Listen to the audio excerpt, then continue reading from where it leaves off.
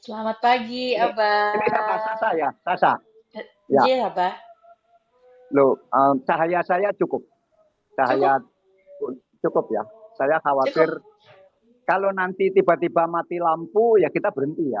Kalau di sini tiba-tiba Oh, mati lampu, ya. oh, siap, Bah. Kok ini Abah Ya, berarti ada di tapi daerah? Hah? yang jelas sudah tidak di Madinah, tidak di Mekah, tidak di Arab Saudi. Tetapi kalau mau saya jelaskan di mana juga nggak ada gunanya karena mungkin pemirsa tidak akan pernah mendengar nama ini. Nanti ikuti aja tulisan saya. Tetapi sebetulnya seandainya ini fajar atau matahari pagi ada di luar sana, sebetulnya indah itu di luar itu. Tapi kan sekarang masih gelap. Di sini kan masih jam 1, ya jam 1 malam. Jadi belum tidur ini. Wah, berarti Tapi ya, memang di... jadi nanti Berarti kalau memang... tiba-tiba mati, saya minta maaf ya. Oh, siap. Ini Ini berarti memang harus ditunggu. sangat di pedalaman di satu negara. Di Ditunggu negara miskin. tulisannya ini, Abah. Wah, ini Ya. tulisan menarik nih, Bah. Nah, bilang bicara tentang tulisan, Bah. Ternyata Apa hari ini apa topiknya? Hari ini apa topiknya? sewindu tulisan Dahlan Iskan. Ah, ah, Iya, sewindu, Abah. Ada berapa tadi kenapa? teman-teman? 2.922 tulisan Abah ya? Yang sudah Oh, di ini kan. Iya, bahwa saya tiap hari menulis itu. betul, betul, betul. Ini ada dari netizen, Bah. Ini Mm, kita berangkat dari komentar netizen mengenai tulisan ini ya, Bah. Saat mm. banyak orang masih tarik selimut, this way sudah kirim pikiran. This way hari ini bukan sekedar media. Ia sudah jadi rutinitas pagi, teman ngopi, pemantik diskusi, kadang pemicu debat. Dan itu adalah tanda hidup. Aduh, saya Oh, sampai terima kasih, terima kasih. Itu tentang bagaimana saya tiap hari menulis selama berapa tahun? satu window 8 tahun, Bah. Nggak terasa ya, nggak terasa ya. Saya harus mengucapkan terima kasih kepada satu orang, namanya Pak Joko Intarto. Pak Joko Intarto itu dulu wartawan hebat bersama-sama saya, kemudian satu tim. Dia tentu junior sekali waktu itu. Pak Joko Intarto lah sebetulnya yang memaksa, dalam tanda kutip memaksa saya untuk tiap hari menulis. Dan kok anehnya saya tunduk pada keinginan dia ya. Dan kemudian keterusan sampai hari ini berapa sudah 8 tahun ya. Uh, Iya, 8 Tentu tahun. tepatnya kemarin ya, 8 tahunnya, kemarin tanggal 9 Februari. Ya, Nji, nji. Betul, bersamaan dengan Hari Pers Nasional. betul, betul, Tapi Bah. saya lupa kalau kemarin itu genap 8 tahun saya menulis, lupa kalau kemarin Hari Pers Nasional, karena ya saya memang tidak biasa memperhatikan ulang tahun seperti itu, karena saya sendiri seumur hidup belum pernah berulang tahun, kecuali kemarin waktu ulang tahun perkawinan ke-50 itu tiba-tiba banyak yang merayakan, dalam pengertian bukan merayakan besar-besaran, merayakan ya dirayakan begitu, anak cucu mengadakan acara, kemudian perusuh di Swe juga mengadakan acara, kemudian teman-teman di Bandung mengadakan acara, dan itulah saya merasa kok saya berulang tahun ya. Biasanya kan nggak pernah berulang tahun, bahkan tidak ingat ulang tahun begitu. Tapi ya saya terima kasih hari ini temanya ulang tahun berarti. Ulang tahun Iya, ke-8, ke-8 atau ke-9? Ke-8 berarti. ke-8, satu Sudah window 8 tahun. ke-8. Ya, Iya, 8 tahun tiap hari saya menulis. Apa yang iya. ditanyakan? Em, Gimana sih, Bah, kok bisa konsisten? Ini ada netizen yang bertanya gini, wah udah lama banget ya ternyata tiap hari. Kapan ya saya bisa ketularan disiplinnya Pak Dahlan? Sebetulnya setelah saya tidak jadi sesuatu lagi, itu kan saya tidak mungkin kembali ke perusahaan-perusahaan saya, dalam pengertian saya tidak mungkin kembali memimpin perusahaan karena sudah tua. Pertama sudah tua, kedua sudah banyak anak muda yang menjalankan perusahaan itu. Kalau tiba-tiba saya kembali mengurus perusahaan-perusahaan lagi, berarti akan menggeser anak-anak muda itu, dan alangkah menyakitkan kalau anak-anak muda tergeser oleh orang tua hanya karena orang tua itu berkuasa menggeser mereka. Nah, sehingga saya memutuskan untuk tidak kembali ke perusahaan-perusahaan saya karena saya tidak mungkin menggeser anak-anak muda itu untuk saya dominasi lagi. Kalau saya ya sudahlah. Bahkan taruhannya kadang-kadang agak besar karena perusahaan-perusahaan itu ternyata mengalami kesulitan yang luar biasa besar dan saya tidak tahu. Tetapi ya itulah eh, bukan pengur, itulah risiko. Saya tidak mau kembali mengurus perusahaan karena merasa harus memberikan peluang kepada yang muda-muda untuk terus maju. Nah, tetapi saya lantas eh, ya dibilang limbung lah. Saya mau ngapain ya? Sudah nggak punya tanggung jawab di pemerintahan, kemudian tidak bisa kembali ke perusahaan, kemudian mengurus pesantren juga tidak mungkin mengurus sehari-hari karena di sana juga sudah ada tim yang lebih bagus, yang lebih muda. Sehingga apa ya yang saya bisa mengikatkan, dalam istilah saya, mengikatkan kepada satu komitmen yang saya terikat dengan komitmen itu. Gitu. Jadi pada intinya adalah upaya untuk mengikatkan diri pada satu komitmen. Nah, itulah saya memenuhi permintaan Pak Joko Intarto untuk menulis setiap hari. Berarti sejak itu saya punya komitmen dan mengikatkan diri pada komitmen itu untuk menulis setiap hari. Ya sudah, itu saya lakukan karena menurut pendapat saya sebaiknya seseorang atau semua orang harus mengikatkan diri kepada satu komitmen paling tidak. Kalau bisa 2 komitmen atau 3 komitmen, tetapi terikat gitu. Jadi terikat bukan karena orang lain mengikat, tapi dirinya sendiri yang mengikatkan. Dirinya sendiri mengikatkan diri kepada komitmen itu. Itulah yang saya lakukan dan saya mengikatkan diri saya kepada komitmen itu, yang kalau itu tidak saya lakukan maka berarti saya tidak komit dengan sesuatu. Dan itulah yang membuat saya tiap hari menulis karena itu komitmen saya.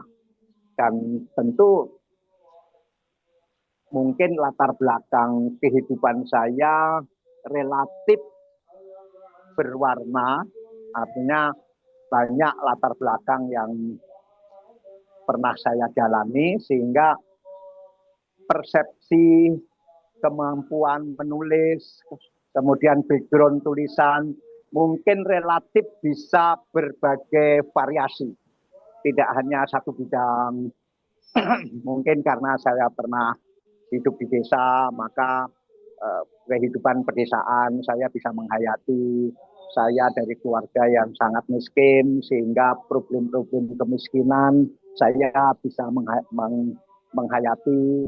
Kemudian saya dari lembaga pendidikan Islam, sehingga mungkin problem-problem keislaman saya juga bisa menghayati.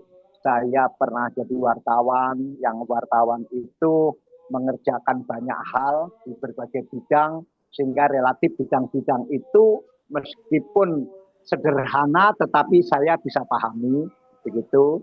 Lalu jadi pengusaha sehingga problem-problem perusahaan, problem-problem ekonomi kurang lebih saya memahami.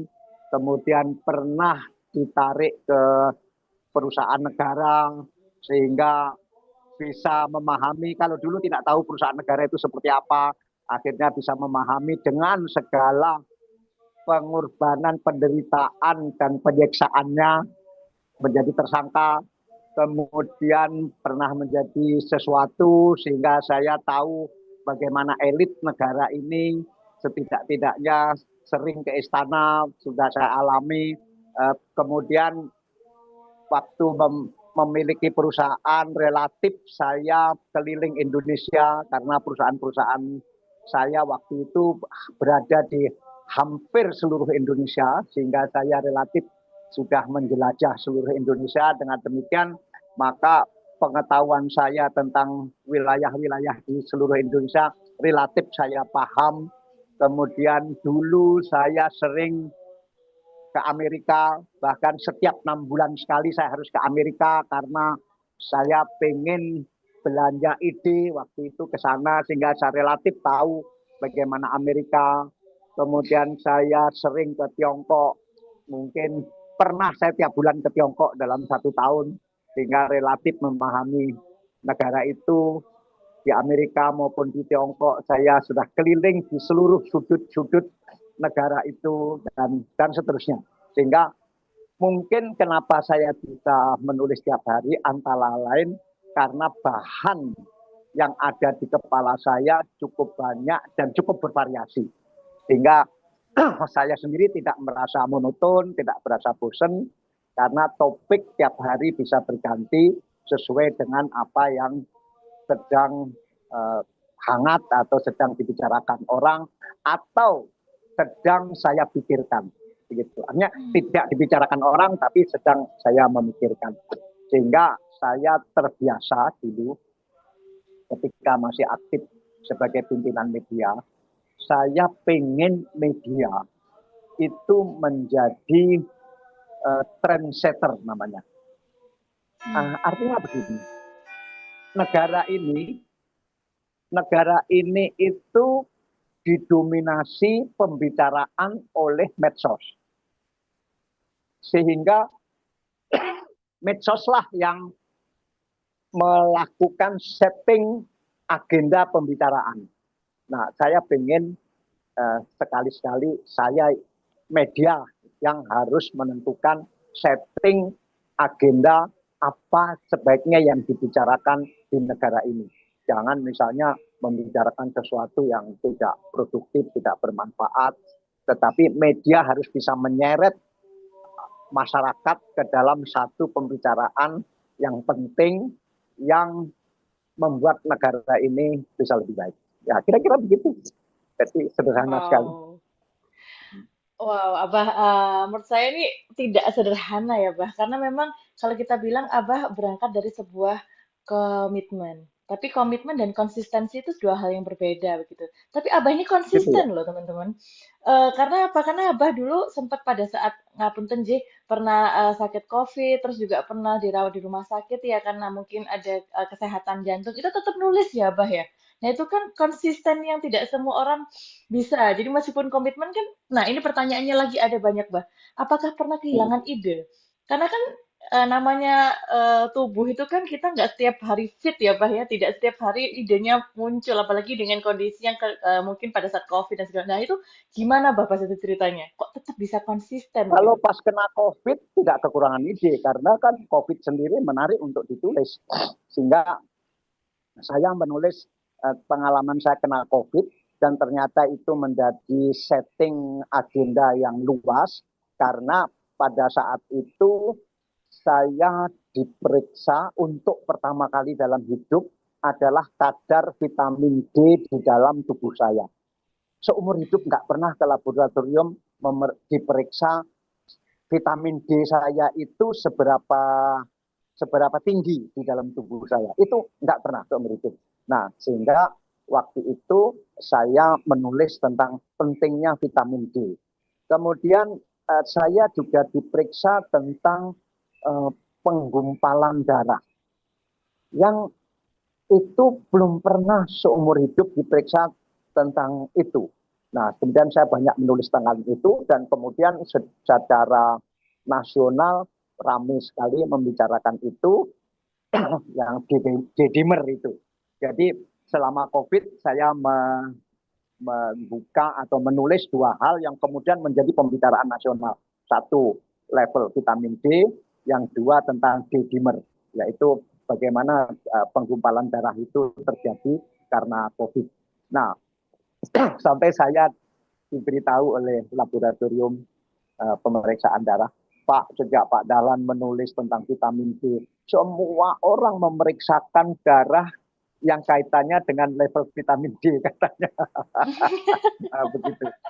Dan sejak itu saya sangat memperhatikan level vitamin D saya sampai hari ini, sehingga itu menjadi tonggak yang sangat penting dari COVID. Jadi kalau selama COVID malah saya nggak kekurangan ide, karena saya menulis mengenai apa yang saya alami dan ternyata itu sangat baru karena ternyata waktu itu ada penelitian di India bahwa kena COVID dan rendahnya vitamin D dalam tubuh itu ada hubungannya yang erat. Sehingga cenderung siapa yang kena COVID, level vitamin D di dalam tubuhnya itu rendah. Dan saya minta anak-anak saya periksa itu. Anak saya yang perempuan, Isna, yang hampir tiap hari naik sepeda di panas-panas, ternyata vitamin D-nya rendah sekali. Jadi agak bertentangan dengan bahwa untuk meningkatkan vitamin D itu harus berjemur di matahari. Ternyata anak saya tiap hari naik sepeda di panas, vitamin D-nya rendah sekali. Nah, begitu. Nah, itu banyak sekali waktu itu. Tentu saya pernah kekurangan ide, misalnya hari itu sama sekali tidak punya ide. Sebetulnya tidak harus terjadi kalau saya tidak menjaga kualitas. Karena tulisan saya harus memenuhi standar kualitas tertentu, meskipun kualitas itu saya sendiri yang menentukan, tetapi tidak semua ide bisa saya tulis. Dan di situ kadang-kadang stres, karena saya harus menulis paling lambat itu jam 7 malam. Paling lambat harus selesai jam 7 malam. Kadang-kadang sampai jam 5 sore belum ada ide mau menulis apa. Banyak ide, tapi tidak memenuhi standar kualitas yang saya tentukan. Kemudian sampai jam 6 sore belum ketemu ide. Dan di situ lantas saya melakukan yang disebut inventarisasi persoalan.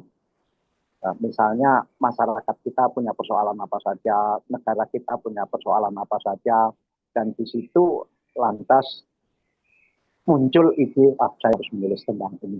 Jadi bukan tidak pernah krisis ide, terjadi krisis ide. Dan itu stresnya bukan main, kalau sudah mendekati jam 6 sore, belum ada ide akan menulis apa. Tentu ide banyak sekali, seandainya saya sembarangan saja menulis.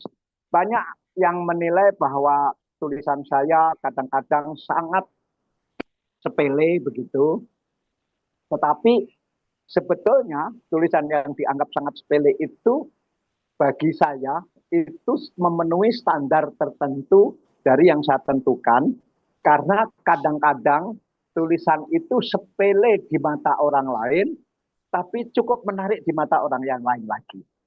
Sehingga saya relatif pengen memenuhi semua lapisan masyarakat.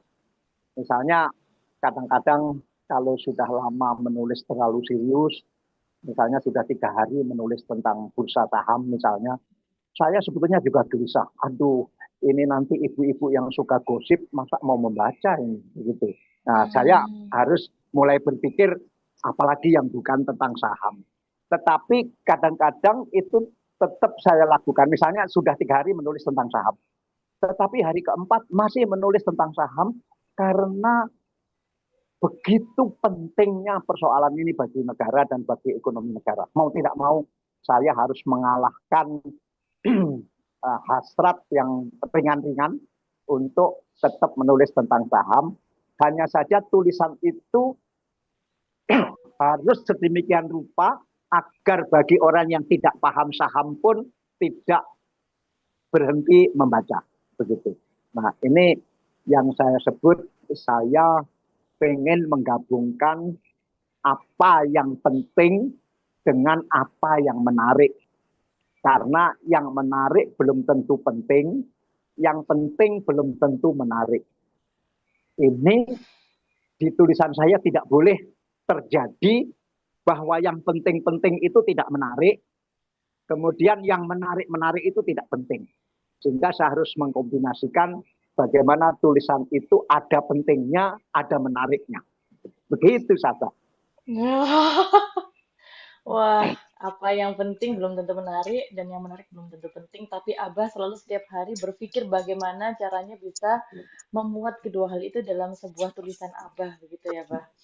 Wah, Ya kadang-kadang tidak Mbak berhasil. Sasa. daging. Hari ini daging sekali, teman-teman.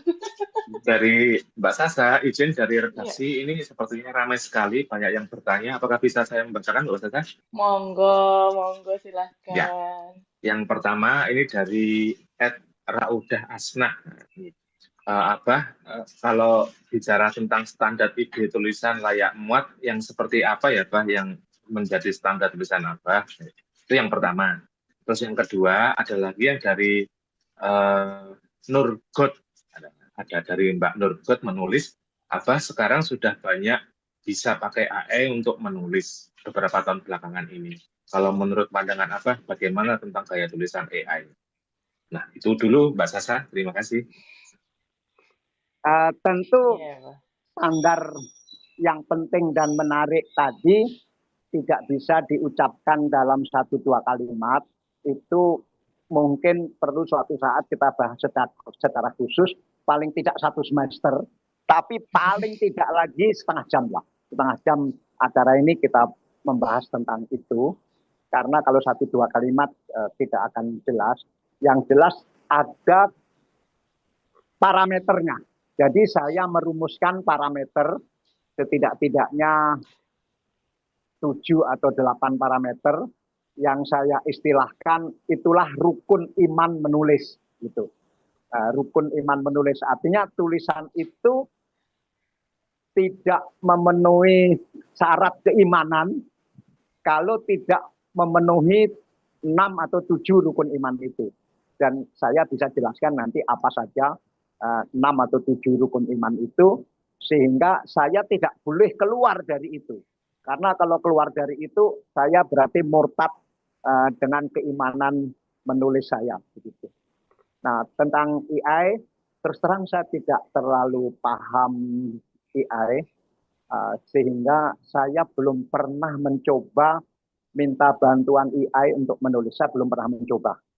Karena saya tidak pengen juga kehilangan jati diri karena AI. Mungkin saya orang yang kuno, orang yang tua, orang yang konservatif, sehingga tidak memanfaatkan AI. Tetapi saya pertama tidak tahu, kedua tidak mau tahu, ketiga tidak mau mengikuti perkembangan, bukan perkembangan AI-nya ya, perkembangan bagaimana AI menulis. Saya tidak mengikuti.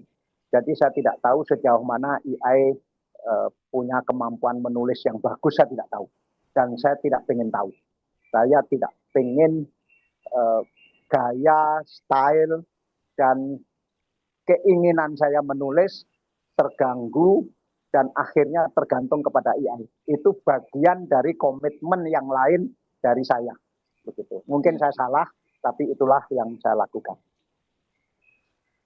Iya, itu Ya. kenapa masih sangat original loh ya tulisannya Abah ini selalu ditunggu. Karena kalau AI kan sudah template ya, Mas. Ya. Mbak Iya, Sasa, ini ada lagi, halo. pagi ini ramai sekali. Saya akan bacakan dari Hmm, Jack Sparrow nih ya. iya. Apa pendapat Abah tentang COVID pada Epstein File, Pak? Mungkin bisa mencerahkan banyak pemikiran kita yang sedang galau ini. Terima kasih, Mbak Sasa. Apa? Diulangi apa? Pendapat apa tentang COVID pada Epstein File, Pak? Epstein ini yang lagi rame nih Pak dibicarakan tentang banyak hal itu. Aduh, minta maaf, aku nggak ngerti. Aku belum mengikuti itu. Apa sih extensel? Epstein Files Uh, itu jadi ada di Amerika bah itu ada file yang dikeluarkan dari pemerintah sana itu yang isinya itu intinya maaf ini kan memang ada isunya sensitif ya. Jadi dia itu ini bah sukanya mengeksploitasi anak-anak di bawah umur gitu. Dan itu ternyata banyak sekali sampai ratusan dan itu eh, filesnya tentang tiket pesawat, lalu isi pesan-pesan itu ya message-message itu semua itu disebar lah oleh pemerintah Amerika ke publik. Sehingga akhirnya ini tuh ceritanya publik tuh sedang shock begitu bah, gonjang-ganjing karena memang ternyata itu tuh menarik banyak nama besar begitu, termasuk Oh, Presiden itu yang menyangkut Amerika Presiden gitu. Trump itu ya? Nah, betul, Oh, Presiden Amerika, alah. terus yang Apa punya hubungannya dengan Meta COVID? gitu. Apa Nah, itu hubungannya jadi dengan juga COVID? juga saya juga ya itu saya juga masih mau nanya ini Eh, hubungin dengan COVID apa? Kalau hubungannya dengan COVID, di situ ada beberapa email tentang seperti agenda setting untuk COVID Oh, gitu, Pak. Jadi akan dibuat seperti ini, email dari Bill Gates ke beberapa tokoh penting seperti itu, Pak. oh, oke. Tapi mungkin dalam Nggak tahu saya, tataran masih, ya belum belum kebenaran gitu. nggak tahu. Ya, Hmm, ya kita amati aja. Ya, kita amati. Saya tidak bisa menjawab nanti salah. Ya, saya juga ya, tidak ingin sok tahu atau saya tidak malu mengatakan saya belum tahu, sehingga dan ini lebih baik juga supaya orang semua mencari tahu sendiri-sendiri, baru nanti kita menukar informasi apa yang Anda tahu, apa yang saya tahu gitu. Jadi untuk ya. sementara Oke, minta maaf saya tidak bisa berkomentar tentang itu. oke. Apa ini yang Itu terakhir, bah. Mbak Sasa? Oh, oke Ini oke. ada yang nagih dari netizen. Apa ditunggu segera rukun iman menulisnya kapan kami mau ikut secara langsung. Wah, silakan rukun Ya, iman saya menulis. saja umumkan pada tanggal berapa kita membahas itu, supaya yang lain-lain siap, jangan sampai juga merugikan orang lain, yang orang tidak tertarik dengan itu, jangan sampai ikut dirugikan, sehingga lebih baik diagendakan agak khusus kapan gitu, mungkin pas Hari Pendidikan Nasional atau Hmm, apa begitu, terserah lah. Saya ikut aja ya, kapan saja siap. ya. Ya, terima kasih. Abah, ini pertanyaan ini sebenarnya waktu sedikit, tapi ada satu pertanyaan lagi, Bah, yang menurut saya itu dari dulu saya pengen nanya. Abah, kenapa selalu mengeluarkan kata-kata Anda lebih tahu? Nah, ini nih apa maksud makna di balik Anda lebih tahu begitu? Itu karena sering banget Bah ini netizen juga nanya Anda lebih tahu gitu. Padahal kayak pada Nisken itu kayak sumbernya ilmu ya. Beliau sumber ilmu tapi kemudian Anda lebih tahu. Nah, itu apa Bah? Kenapa Bah selalu bilang Anda lebih tahu? Ah, begini, kecenderungan penulis itu sombong, merasa paling tahu, sehingga kecenderungan penulis itu mendikte orang lain. Kecenderungan penulis pengen mempengaruhi orang lain yang membaca tulisan itu. Saya tidak mau itu. Uh, Tulisan sebaiknya memberikan pilihan-pilihan kepada pembaca, agar pembaca punya pilihan-pilihan untuk memutuskan sendiri mana yang terbaik. Dan saya percaya, bahkan sejak saya masih di koran, itu saya punya doktrin kepada wartawan, jangan kalian merasa lebih tahu dari pembaca kalian. Kalian ini bagian dari masyarakat. Tidak mungkin kalian lebih tahu dari masyarakat. Di zaman dulu, saya bilang kepada para wartawan waktu itu, orang menjadi wartawan memang banyak pengetahuannya. Karena pada tahun itu, katakanlah tahun 50-an, tahun 60-an, masyarakat kita belum banyak yang pinter. Tapi wartawan itu umumnya pinter-pinter waktu itu. Bacaannya banyak, pergaulannya banyak. Tapi masyarakat kita bacaannya tidak banyak. Karena waktu itu belum ada media yang memenuhi keinginan membaca itu. Nah, tetapi pada tahun 80-an, 90-an, apalagi setelah 2000, itu masyarakat kita luar biasa pinternya. Sehingga wartawan harus berubah dalam berpikir. Jangan sampai wartawan punya pikiran dia lebih tahu dari masyarakatnya. Setidak-tidaknya punya pikiran sama dengan masyarakatnya. Dan bahkan banyak yang masyarakat lebih tahu dari wartawan. Karena itu saya sering mengatakan Anda lebih tahu. Saya pengen menempatkan diri saya untuk tidak lebih tahu dari pembaca saya. Dan belakangan di forum-forum pendidikan, di depan para guru, para dosen, saya sering mengatakan sekarang bahwa jangan sampai para guru merasa lebih tahu dari muridnya. Termasuk di pesantren-pesantren kami, kalau rapat-rapat dengan guru, saya bilang, guru harus berubah. Tidak boleh guru merasa muridnya tidak tahu. Guru harus merasa bahwa muridnya ini udah tahu. Karena muridnya ini bacaannya juga sama dengan bacaan yang dibaca guru. Jadi tidak boleh lagi guru merasa yang paling tahu. Sehingga guru harus lebih bersikap sebagai teman dengan muridnya. Jadi saya bahkan sudah melangkah lebih jauh itu. Tidak hanya wartawan dan penulis, tapi guru juga harus bersikap seperti itu. Begitu. Wah, luar biasa ini ya. Berarti memang kita tidak boleh eh, sok tahu begitu ya, terlalu merasa diri kalau kita tuh paling tahu begitu. Nah, ini dikeluarkan oleh seorang Abah Dahlan loh yang katanya yang dianggap orang-orang tuh memang kalau Abah Dahlan Salah. itu ngomong apa itu benar gitu. Nah, Wah, sekarang ya, luar biasa ini kayaknya kalau diterusin bisa sejam, Bah. Padahal waktunya sudah Aku belum tidur. Saya belum tidur. Ya, Iya. saya belum tidur. Ini iya, udah Bah. setengah dua di sini. Udah Iya, setengah iya. dua. Ya, baik, Baik. makasih, makasih. Minta Terima maaf. kasih ya, Minta maaf. Bah. Terima Minta kasih. maaf. Terima Selamat kasih. tidur, selamat beristirahat, Abah. Nah, ya itu teman-teman ya. Jadi banyak banyak ilmu hari ini yang kita dapat dan semoga nanti semakin banyak lagi ilmu yang kita dapat di This Morning. Jadi jangan lupa untuk terus ikutin live-nya This Morning setiap jam 5 pagi. Assalamualaikum warahmatullahi wabarakatuh.